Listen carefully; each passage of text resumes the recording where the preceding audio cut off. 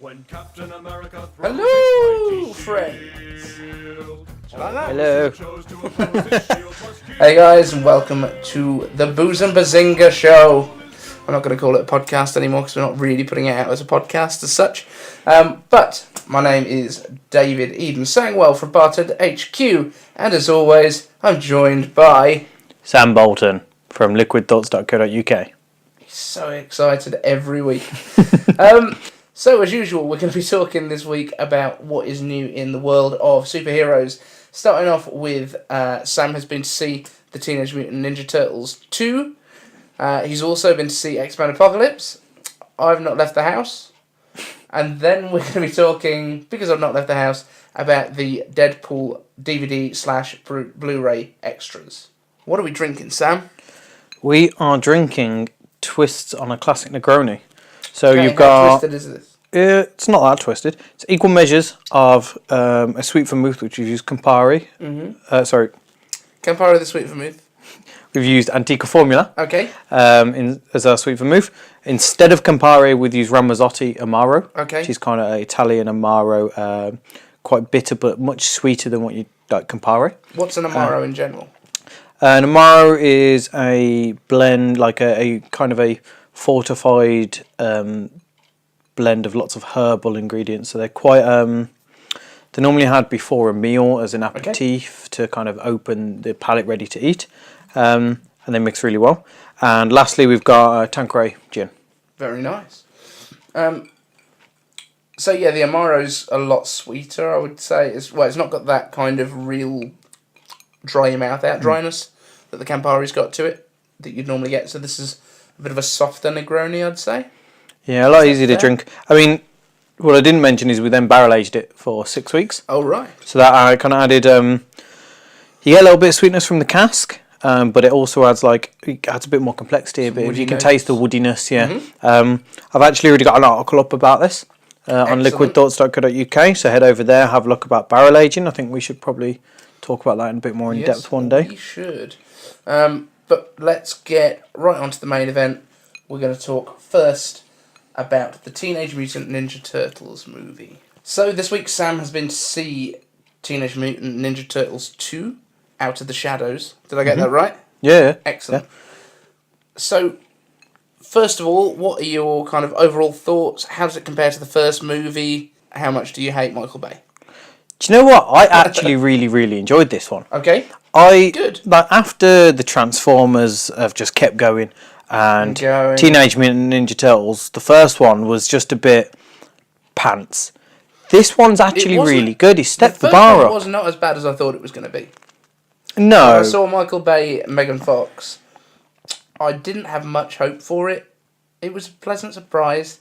There was certainly some cool stuff to it. There was certainly places I think there's not much you can do with the Teenage Mutant Ninja Turtles that is going to be bad.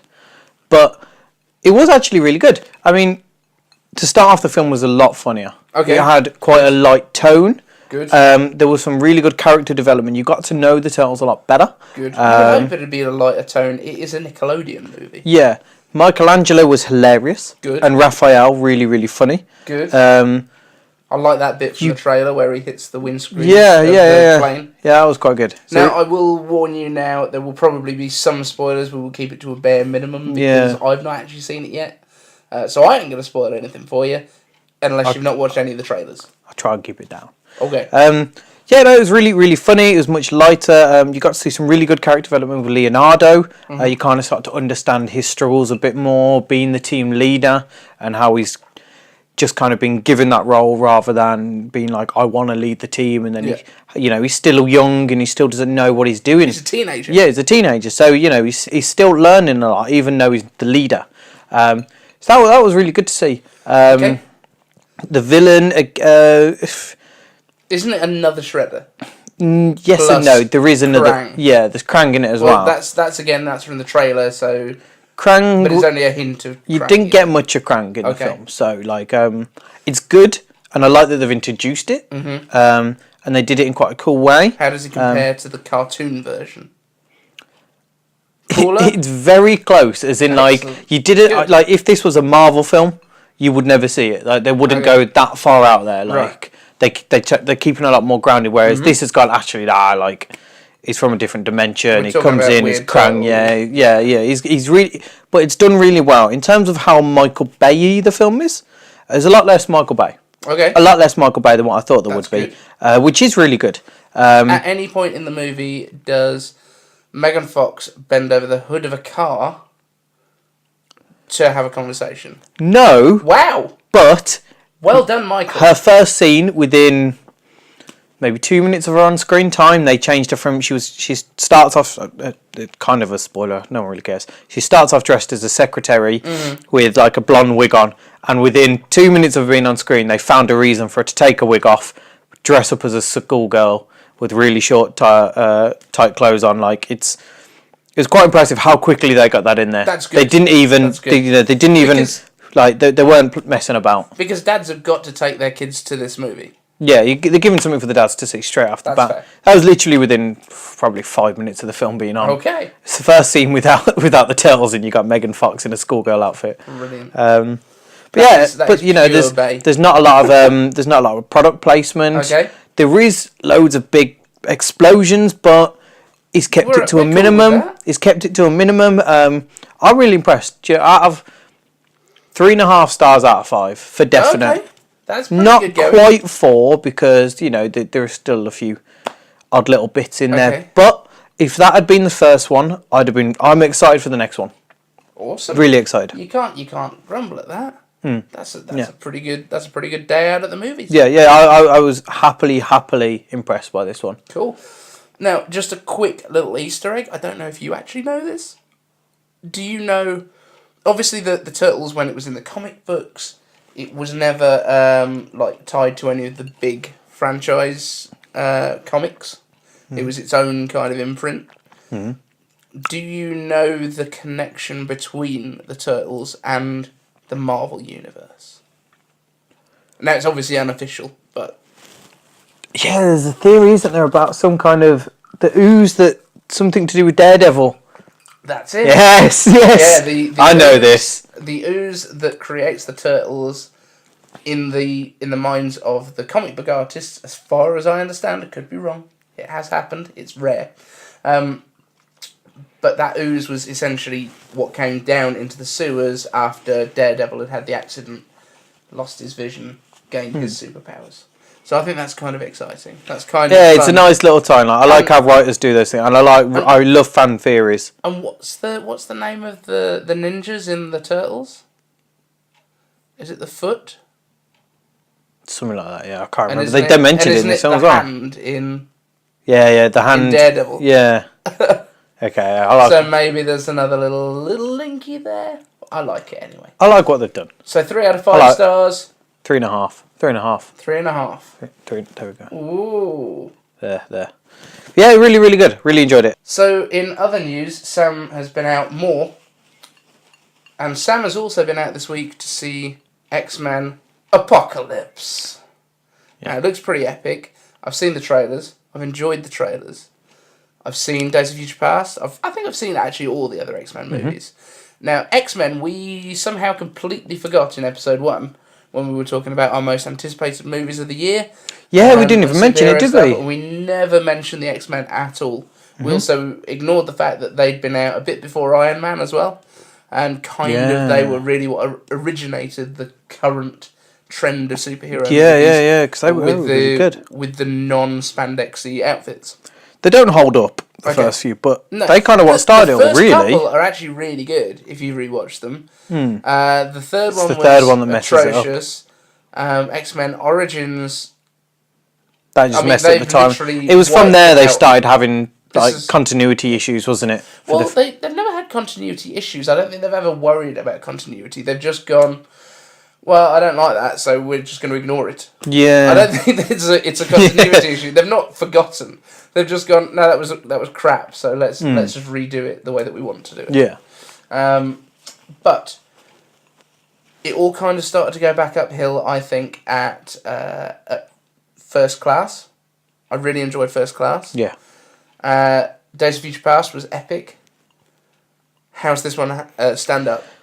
This is better than the rest, I think. Okay. So you're saying it's the best X-Men movie so far? The reason I feel that is because they're starting to establish a history. Okay. And they're starting to work with that. So like you just said, like they kind of ignored the past before and the continuity, and they just went, well, we're going to do like this now. Okay. And they have done bits like that. They have changed, they've been able to reset some the histories. timeline because of the Days of Future Past. Yeah, and it's essentially wiped out some histories of some people. Like the awful Scott Summers that we got. Yeah. Previously. Yeah, he is in this one. It's a little bit better. Yeah. Better. Yeah, like I think it's going to be a lot better leading forward now. Okay. There still are bits. I need to rewatch them all fully because there are some bits that after Days of Future Past, they've now changed certain things, and I need to figure out if they've changed it because of the timeline change or because they've just decided they want to change it. I see. So there are some bits that I need to rewatch that film, and I probably need to rewatch some of the others as well to kind of get. It does give them that freedom now to kind of just go in the direction they want to do rather than being kind of tied to what they've done before. Now, we know from the trailers that there is a cameo from Wolverine at least. Yeah. Is it just a cameo? Yeah, it's not a huge part. It does give you a little insight though into his history that we haven't seen before. Okay. I think you can probably share that. That's not going to be spoiler. No. Is it key to the plot? It's not really spoiler. What we find out is Jean Grey was the one, because you know how he only knows his name? Yes. He knows his name was Logan? Yes. She finds him, when they find him, he's like basically locked up at the time. They find him, and he basically goes on a rampage to get out of this like confinement place. Okay. Kills everyone. That's what you want from it. Yeah. He literally destroys them all. And then they basically, because he saved them, she kind of goes into his mind because she can tell that he doesn't know what's going on and he can't make sense, and she kind of like gives him what she can find. I see. Bear in mind, she doesn't have her full powers yet. She doesn't really know what she's doing, so she couldn't unlock everything. Like the professor in the other films kind of helps him a lot more. Yeah. So she finds his name. This is the Sophie Turner Jean Grey. Yeah. Game of Thrones. Yeah. Yes. Who is really good. She's not the best actress in the world. She's good in it. So I've not watched Game of Thrones yet. Maybe that's a spoiler for that. No, I think her character... Sansa, yeah. Her character in Game of Thrones kind of lends to being a little bit awkward and a little bit unsure of things. But now she's portraying someone who's quite confident. She's a young teenager. She's got a bit of sass. She is a little bit reserved because... she knows that she's got powers she can't control, so she's a little bit unsure of stuff. Okay. But I liked her in the film. How does now thinking about things like Batman v Superman that we've already had this year, we've had Civil War. I mean, where does it sit? We've had Deadpool as well this year already. We've had some brilliant movies, and Batman versus Superman. And where does it sit in your... No, I take that back because I actually quite like Batman vs Superman. It's a bit confusing at times. Do you know... You watch it a couple of times, you actually get it, and you're like, okay, this is quite good. I like what they've done with the characters. But sorry, going back to it, where does it sit in your kind of hierarchy of movies from this year? It's one of the top ones. It doesn't beat Deadpool in my eyes, I think, because Deadpool is so different. Is it better than Teenage Mutant Ninja Turtles? Yes. Oh. And the reason... That was close, it seems. It's different. It's like going, because this has got more of a serious tone. There are some really good, that they're starting to put a bit more Easter eggs in there, which is good. Like they're starting to play ball like the way that everyone else is. The films that we love, like the Marvel things, all the Easter eggs and the lighter tone, they're starting to juice that. One thing I will say is the Quicksilver scene is fantastic. They always are. Well, the first one everyone loved, and that was by far the best scene, I think, from... In Days of Future Past, yeah. I would say that's one of the best scenes we've seen. I would say it's almost as good, if not a little bit better than, in fact, the airport scene. Okay. In my eyes. I really, really enjoyed it. Wow. I thought it was just so... That is high praise. Such a good way they did it. I like the film and the music they used and all that. Whereas this one, they've took a lot lighter and they've actually, spoiler. So I think they've nicked the idea, and I'm not 100% on my Quicksilver history. No, you've got to listen to this. Oh, I'm allowed to hear Yeah, you've got to. Yeah. Okay, I get it. So I know that in the Flash, Barry Allen, he saves a load of people from an exploding building. I don't know if they've done that in the show. Yeah, I believe that sort of thing's happened. Yeah, there's been several. So in this one, obviously, we all know the X-Mansion's going to explode because it does in every film. You need to see these things quicker. Wayne Manor gets destroyed. Yeah, they all get destroyed. X-Mansion gets destroyed. I mean, the only reason they didn't blow it up in Deadpool was probably for budget. Yeah.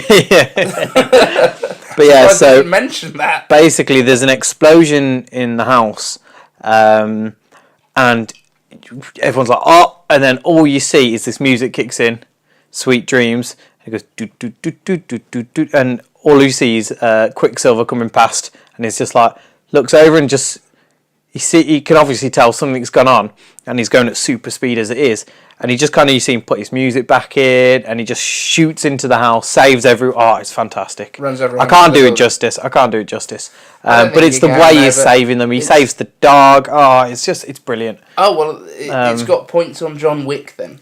Yeah. But heartbreaking. It's so good.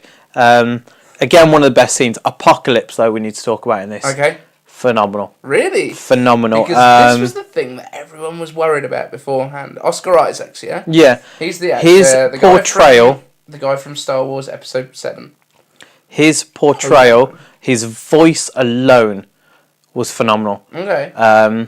Genuinely one of the best performances. No, it was the best performance in the film, without a doubt. Yeah. And that's some pretty big praise. You've got Fassbender in there, who's, I mean, he's going to have a shelf full of Oscars, isn't he? Yeah. Very soon. You've got, who is it that plays the Professor now? James McAvoy. Yeah. McAvoy or Stewart? These timelines are so confusing. I know, that was a wonderful part of Deadpool, and we will be moving on to Deadpool in just a minute. Yeah, sorry. Is there any hint of Deadpool in this movie? No. But then I suppose I saw. If it's set in the 80s as well. Yeah, it's before his time. You'd only have a Wade Wilson, a very young Wade Wilson. So that does make sense. But I can see that he is going to... Essentially, Deadpool's going to be replacing Wolverine, I would think, because Wolverine's on his last movie. The thing is, I know they've built them into the same universe, but the tone of Deadpool and the tone of the X-Men films are very different. But that's why I think he's going to replace Wolverine, in that he's going to start doing those cameos into the universe. Oh, yeah. If they go the direction of bringing him up to current day, which Deadpool's in, then... Which I think they could do really well, because Negasonic Teenage Warhead and Colossus were both fantastic. Oh, were they both in... No, I mean from Deadpool. Okay. Right. So it'll work really well. It's just whether or not they've got a whole canvas for now to set up all these new X-Men, because we don't... So I would guess as well the next X-Men movie, I don't think they've announced the name of it yet. Not that I know of. Is going to be set in the 90s, presumably.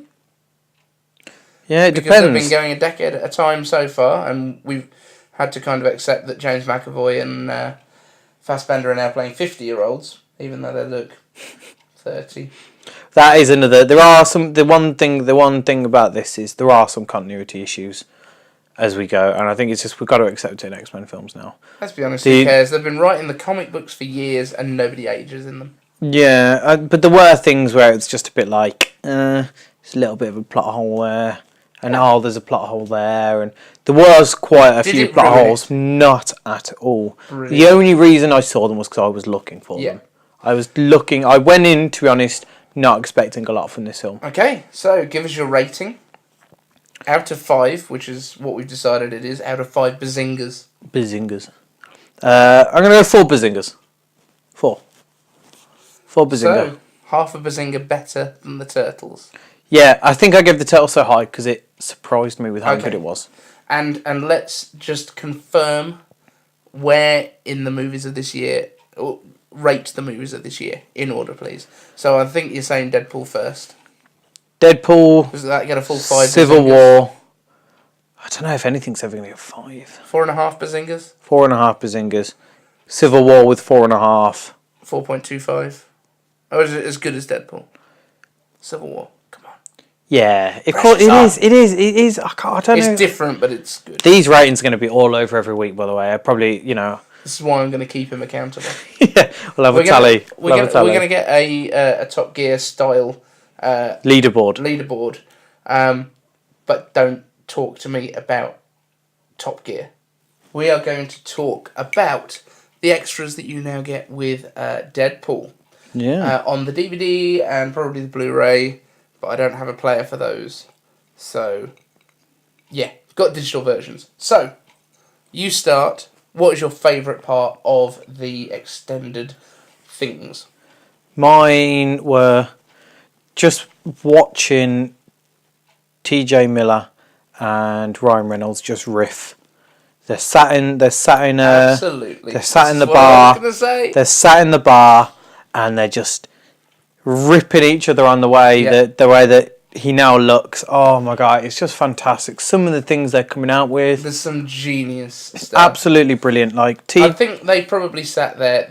They could have made that one scene. And if you're not sure which scene we're talking about, it's been in the trailers. And it's the bit where Ryan Reynolds, his Wade Wilson character, has just undergone the kind of change into Deadpool. He's got the scarred face. He takes his hood off. And Weasel sees him for the first time. And I believe one of the quotes that are actually in the trailer, it's I look like a testicle with teeth.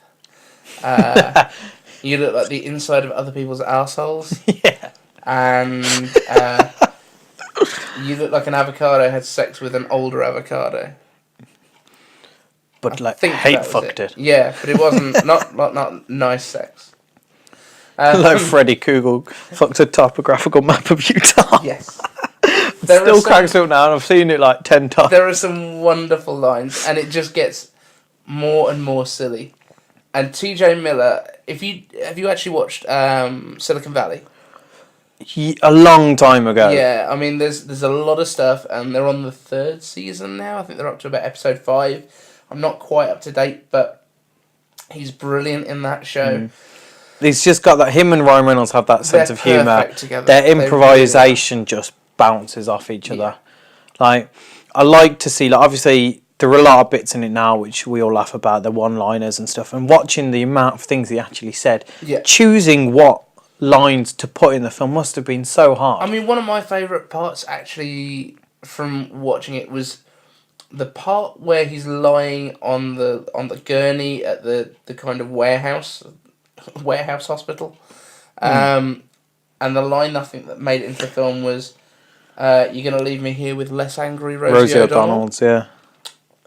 In the extras, there's like 15 or 20 it's so good. of these things, and actually the one that really upset Gina Carano was actually the Rosie O'Donnell one, which is I think why that's the one that got left in. Yeah, and he turns around and he's like, "I'm sorry." He's like, "I'm so sorry, Gina." She's like, "Fuck you." It was really. She's not happy with him. It was so funny. But yeah, the one other thing that really stuck out to me is the special effects, because in the extended cuts you get to see like Colossus, without his full like all the CGI on him, and it's just a giant man. It's a big man in a grey suit. It's a giant man, and it's just like and he looks like he's dressed like a crash test dummy because all of the motion tracking stuff on there, all the motion capture stuff, and how much of the stuff they had to do as CG, purely because of the budget was so low.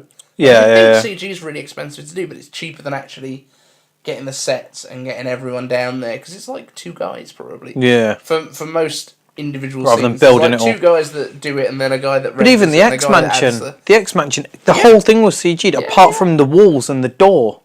Yeah, and then behind them, and that wall and door is just in a soundstage. Green screen outside the door. So the majority of the film's budget must have just gone on, how cheaply can we do everything else? Well, yeah. But then the fact that they reference it in the film is what makes it brilliant as well.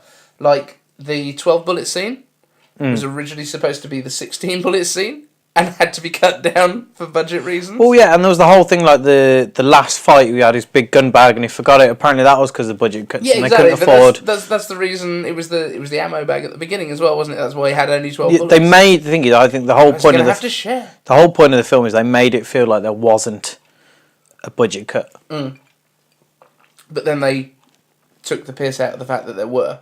Yeah. Like when he went to the X Mansion, he was like, "It's a whole school of mutants, and how come there's only ever 2 of you here?" It's like they didn't have the budget for another actor. It's wonderful. The one thing that stuck out to me though was the deleted scenes. With him, I think they were in New Mexico at the time. He's gone to obviously some doctor, and he finds out that this doctor's a bit of a crackpot, and he's pretending to remove tumours. Yeah, he was basically like a homeopathy. Yeah.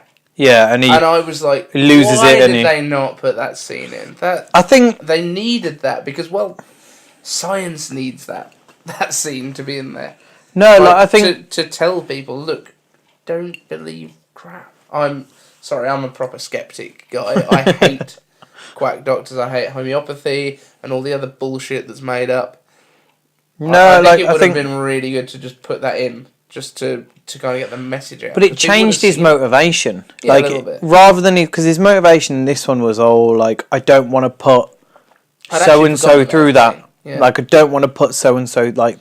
You know, the hardest thing about cancer is how it affects everyone else. And whereas this was more, I've tried everything else. Yeah. And this is all I've got left. And that kind of changed his motivation from being... It kind of made it a bit, it didn't make it selfish. No. But it kind of made it a bit like, there's no point. But he went there because he thought it was someone that could help him. And then when he saw that it was just a fraud thing... He saw that it wasn't he realised healing or anything like that. He was just like, nope. And he just didn't want anyone else to get the same treatment because deep down, Deadpool, he's kind of a good guy. He does the wrong stuff sometimes because he's a paid mercenary. But you see, you know, when at the beginning of the movie, there's the stuff with the pizza guy, there's the stuff with the girl that has obviously hired him. Yeah. And he's like, no, I'm not a hero, but... yeah, I'm actually trying to help out. And he's kind of a cool guy, and he's tried to change himself when he meets up with the copycat character, the Morena Baccarin. I cannot remember for the life of me what her character name is other than Copycat. Not a clue. Which is not even mentioned in the film.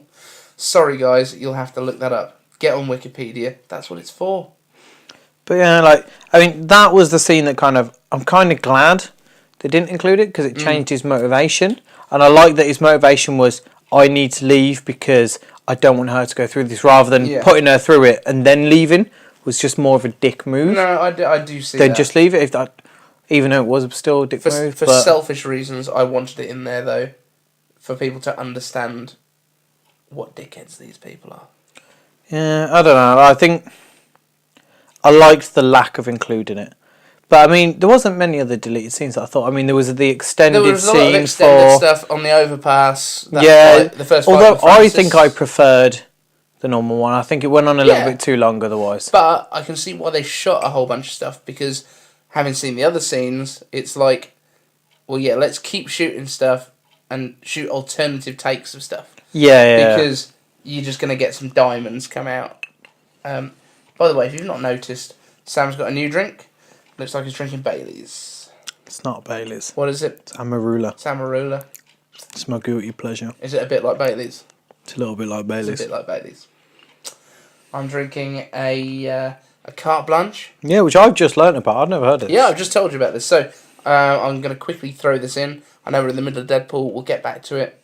Stay tuned. But it's basically the new James Bond beverage of choice in the new movie. New book. They've not got a new movie yet. But apparently, have you heard who's in the running for the new James Bond character casting? No, I hope it's Idris Elba. Monsieur Craig leaves. Well, Idris Elba, there's been a lot of talk about. I don't think he's ever going to do it. I don't know if he will either. But the one that everyone's talking about is Loki. Tom Hiddleston? Yeah. No. Because his stuff in The Night Manager, he kind of looks like he could be a Bond. A skinny Bond. So, well, he's not. He's pretty built now. Is he? Saying that, he's always next to Chris Hemsworth. Yeah, I mean, it's not his fault. No. He could be huge and still look tiny. Yeah. The Rock is the only guy that will make Chris Hemsworth look like Loki, I think. I want to see that. I'd like to see him arm wrestle. Ooh. Who do you reckon will win in a fight in an arm wrestle? Thor or Black Adam. What? Black Adam, who The Rock will be playing in the DC universe in the Shazam movie. Right, Thor versus. I feel like the Hulk could beat Thor. Who's a good match for Well, Thor? he might do. Thor or Thanos in an arm wrestle. Oh. I feel like Thanos is a bit more hulky. I think Hulk versus Thanos would be exciting. Do you reckon? I think the Hulk could kill him. I don't know. Right, who do you reckon would win? Thunderbolt Ross or Sam Jackson? Sam Jackson. Not as in as in the actor Sam Jackson versus Thunderbolt. Oh, the actor Sam Jackson versus the character Thunderbolt Ross. Yeah. No. I realised what I did. Fury. I forgot. I said Sam Jackson, not Nick Fury, so Should we we'll go roll with with Nick it. Fury? Yeah, go on then. Fury versus Thunderbolt. I think Fury in the Fury- comics would beat him because he was hench and hell, but Fury he's more of old a as shit. spy any now. I don't know. And he's about 70. Yeah, he's old, isn't he? Yeah, Sam Jackson's getting He's on. kicking it though. He is. He's in the new Tarzan. Is he? I think so. Have you seen the new? Is that where Nick Fury's hanging out? He's in the jungle. That's where he's gone. He's looking for Black Panther. One of the coolest things about Deadpool when it was on the way, I think, was the marketing stuff that they were doing, and the fact that they had Deadpool doing like PSAs for testicular cancer and breast cancer. Yeah. Because he likes boobies and touching himself, and then there was so much stuff that came out. I don't think anybody has actually seen everything. No. I There's a lot of there's stuff. so much stuff. There was to different miss. stuff around the world There was as like well. Cinco de Mayo stuff, and on the DVDs there is one video that is the collection of all of those things. All the little virals, the little first trailer thing that Ryan did, where he was basically just sitting in a chair and clap for the lights, and in that one he had a really weird voice for Deadpool as well. Yeah, I like think they that had was decided really early stages, whether wasn't they were maybe they were gonna overdub the stuff that he'd done, but thankfully they didn't go with the ridiculous Batman voice from the Dark Knight trilogy, which is kind of what he was doing in that one. But if you haven't seen all of it, and let me assure you haven't, check that out as well. Anything else to add on Deadpool? No, I think... Just go and watch it again. Yeah, watch it Great. more and more and more. Every time you watch it, you will see more interesting stuff, more cool stuff. There's little Easter eggs in the background a lot. Like, if you read the Almost names... every street sign, it's got its own, Like, the names on the street signs, I think, were... Tons of them about Rob Liefeld and all sorts. If you look at the names on the Deadpool board above the bar... I paused that. Is it St. Margaret's? St. Margaret, yeah. Yeah.